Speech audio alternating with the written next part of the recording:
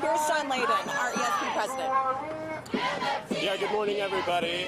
Just another day yesterday in which the district proved that its commitment to its ideological belief that it has to be in total control of everything in this district has kept our kids out of school and our educators on the line.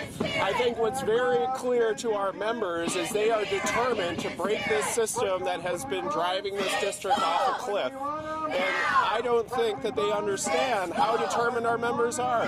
And we are bolstered by the fact that over in St. Paul, they just put class size in the contract. They just put mental health supports in the contract, and they just saw significant raises for their hourly workers who they represent. Clearly, this can be done. And this is a choice that district leaders continue to make. We can't understand why they are so committed to a system that is driving us off a cliff, but we are here to tell them we're not moving, we're not having it. Our members are determined we have to make systemic change in our district if we're going to turn this thing around. And we really believe it's not going to get turned around until the school board are the people at the table. The people who are serving our district are not doing right by our kids. They are not doing right by the public. We cannot have HR people and lawyers bargaining a contract for the city of Minneapolis. So we're hoping, we know we share values with the elected leaders at the school board. They should be the ones in that room making the decisions. We know that we share the same values, and we are committed to working with them, and we hope to see them in there today.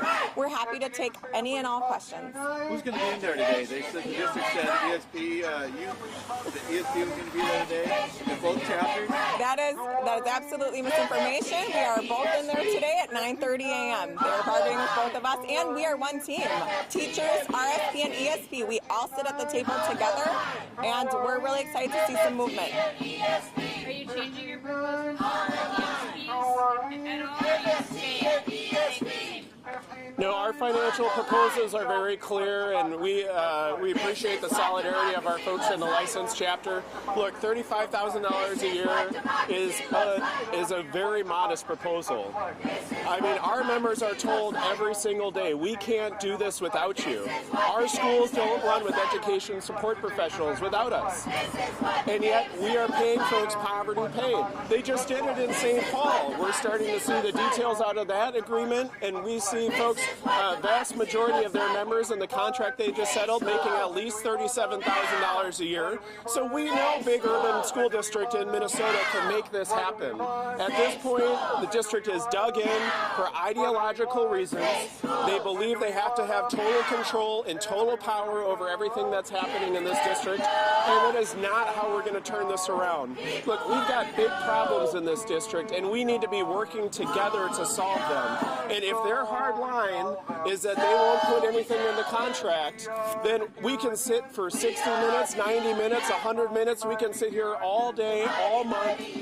If they're dug in on this for ideological reasons, then I don't know what we're going to do, because our members aren't accepting this. The status quo cannot hold. Everywhere we go, people want to know. People want to know who we are. Who we are. So we tell them we are the union. We are the union. No. Fighting for students. Fighting for students. And for education. And for education. So first of all, they're intentionally giving misinformation right now. They are attempting to demonize educators and make us look greedy. Save me with that. Our teacher chapter, we continue to move. The ESPs continue to move on things, and we haven't had counters from them since last Tuesday on these issues that they're costing out right now. They're intentionally not countering us so that they can keep us at certain numbers and demonize us. And they added in steps and lanes to that in fine print, which we get no matter what. That has absolutely nothing to do with settling this contract, but they added that cost in to inflate the price. So everyone should be aware what they're trying to do is to demonize educators right now in this fight for the common good. And the public sees right through it, our students see right through it, our members are not having any of it. And so we are also absolutely ready to go and willing to move, they are refusing to move or counter from us, right? We can't keep bargaining against ourselves. It is their turn to move on this stuff and to pretend like they cannot put class size caps in contract language or caseload caps. We've seen it done in St. Paul. We know it can happen here. Like Sean said, this is a fight for them to have total and utter control.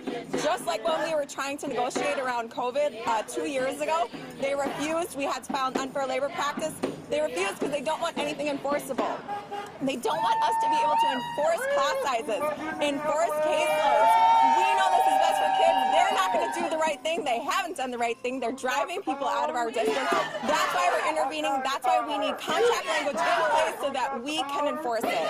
I want to back up a little bit. Yeah, if I could, I just need to also, real quick on that, there's an assumption in those charts that we have to continue to do everything we're doing right now. That is not the case. Look, the district has told us at the table, we've got a bad habit. We add initiatives, we add requirements, we add programs, we never take anything off the table. That's what their assumption represents.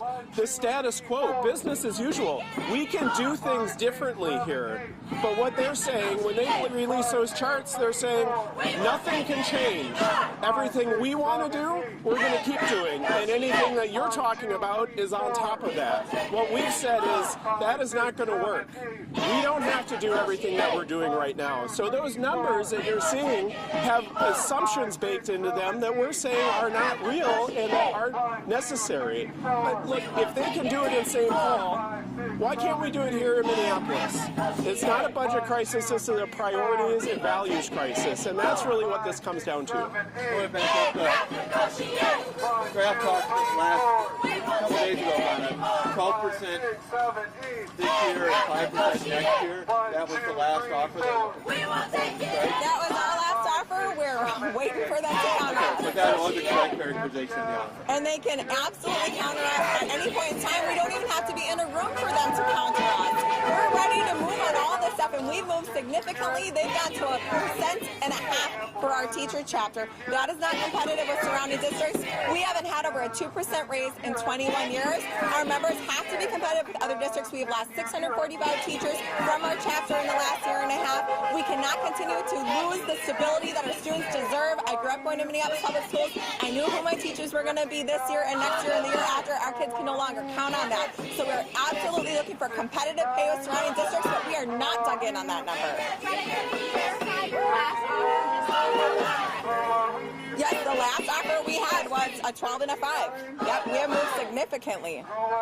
We're making up for lost time in a lot of this. We would need a 24% raise tomorrow just to make up for the losses we've taken over the last 20 years. But our hard line is $35K for ESPs, period. Our ESPs have to earn the living wage. That is our number one priority, and we're here for it, period. You guys are going into mediation right after this? Yep. How long? We've got a session that's scheduled for this morning and another this afternoon. And then tomorrow we've got an all day, and then we'll be all day over the weekend. All right. Thanks, everybody. You got a crowd coming behind you. Yes, S-H-A-U-N-L-A.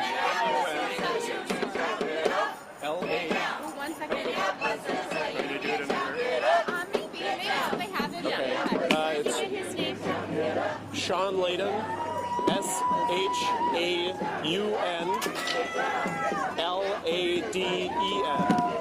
And it's president of the ESP chapter of MFT.